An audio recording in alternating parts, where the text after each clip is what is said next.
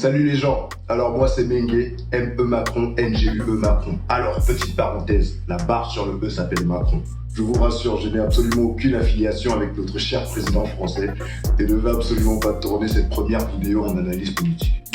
Je suis là plutôt pour vous parler principalement des dernières sorties musicales en matière de hip-hop et R&B américain.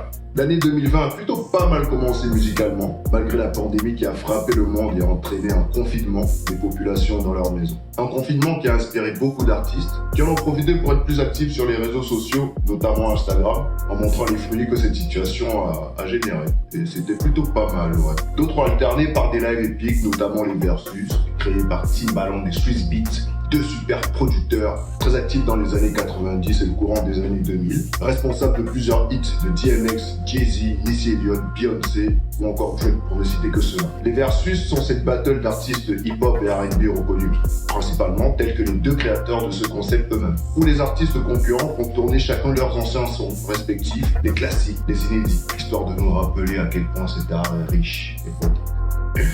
Entre les créateurs du concept, Erykah Badu versus Jill Scott, Ludacris versus Nelly, ou encore Beanie Man versus Bounty Killer. Yeah. Je vous conseille de jeter un œil sur ces lives qui réveilleront chez vous une certaine nostalgie, en tout cas pour certains. Alors je vais commencer avec 3 albums qui ont marqué ou pas mon attention, qui sont sortis ce mois de mai. Bon, je vais essayer d'être objectif au mieux. Mon avis, c'est ma chronique. Numéro 1.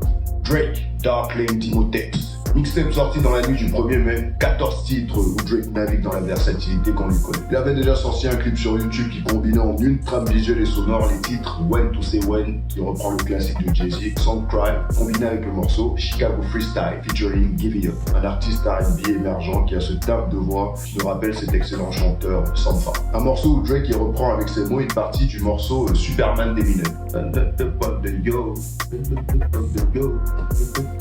Monday, yo.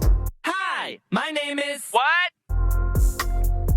Ouais, ces deux sons faisant partie des meilleurs de ce projet, la musique en général y est très bonne. Même si en ce qui me concerne, c'est pas son meilleur projet. En tout cas, dans cette catégorie de mixtape qu'il a déjà sorti. Bon, l'entrée en matière est plutôt sympathique, avec Deep Pocket, un morceau qui nous rappelle ses vibes, qui ont fait ses premiers succès avec son acolyte de toujours à l'instrumental, Moi chez lui, Foley, 40 ans, quarantaine. Au niveau des featuring, Chris Brown. Ils ont remis ça sur le morceau Not You Too. Bon, l'apparition de Chris Brown est légère, mais assez présente pour qu'on reconnaisse sa voix. Future est présent sur les morceaux Desires, qui avait fuité sur la toile il y a quelques mois, et D4L avec Young Thug, un morceau où le trio joue de sa complémentarité sur un beat trap entraînant de Southside, de 808 Mafia. On retrouve Playboi Carti sur le morceau Pain 1993, sur une prod trap cloud efficace de Pierre Bourne.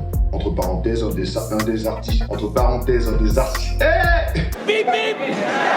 un des architectes musicaux de ce dernier, Playboi Carti. On retrouve Five Yo Faring et Sosa, deux artistes de la drill new-yorkaise, sur le morceau Demons, sur une prod de circonstance. Drake remet d'ailleurs le couvert avec la drill sur le morceau Wow, dont il a aussi sorti le clip vidéo. Personnellement, l'accent british n'était absolument pas nécessaire. C'est comme on l'a vu. Ce projet contient évidemment son hit calibré pour TikTok, Pussy Slide, où Drake ne se foule pas trop dans les lyrics, mais fait en sorte que le résultat final soit assez efficace, sur une production minimaliste de Oz. Le clip sur YouTube, tourné pendant le confinement, est aussi une sorte de mini-tour de sa gigantesque demeure à Toronto.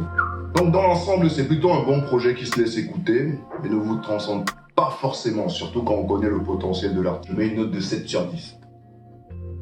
Numéro 2, The Baby, Blame It on The Baby. The Baby, ce nouvel artiste de la ville de Charlotte qui cartonne depuis son premier hit Shoe, sorti en 2007, qui lui assura la visibilité nécessaire pour inonder le game avec son énergie et son flow unique. Avec ce 3e album, il répète la formule qui fait son succès, flow maîtrisé et saccadé, texte léger mais tranchant, une énergie palpable sur chaque son et des instrus minimalistes calibrés pour lui et sa verve musicale. Blame It on The Baby est plutôt un bon album qui se laisse écouter sans rechigner si on aime cette trap musique. Les featuring de Quavo, des Migos, Future, Roddy Ricch, Youngboy NBA, A Boogie with the Hoodie, Megan Thee Stallion et Ashanti sont assez adéquates et s'associent bien avec l'énergie de cet album, je trouve. The Baby a annoncé cet album en sortant précédemment le clip Find My Way, un morceau plutôt calme et personnel que les hits qu'il a l'habitude de livrer. On suivi les clips Jump avec Youngboy NBA et Pick Up avec Quavo. On retrouve sa formule visuelle et musicale gagnante. L'album est plutôt bon pour le genre, je donne un 8 sur 10. Numéro 3, Future High of Life. Alors, High of Life est le 7e album studio de Future, qui est un d'artistes. Alors, High of Life. Hein?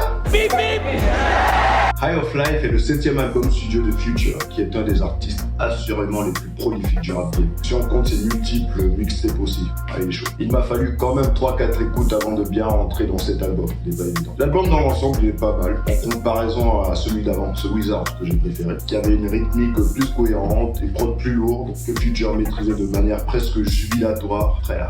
Bref, on retrouve Travis Scott en featuring sur le son Solitaire qui se laisse écouter tranquillement. Il y a Youngboy NBA sur le son Trillionaire où les deux artistes déploient leur flow mélodieux. Juste après suit le morceau Harlem Shake avec Young Thug qui pour moi est assez incompréhensible. Alors autant au niveau du thème que les flows absolument pas calés suivis de hey hey hey hey. C'est répétitif, je préfère pas m'y attarder.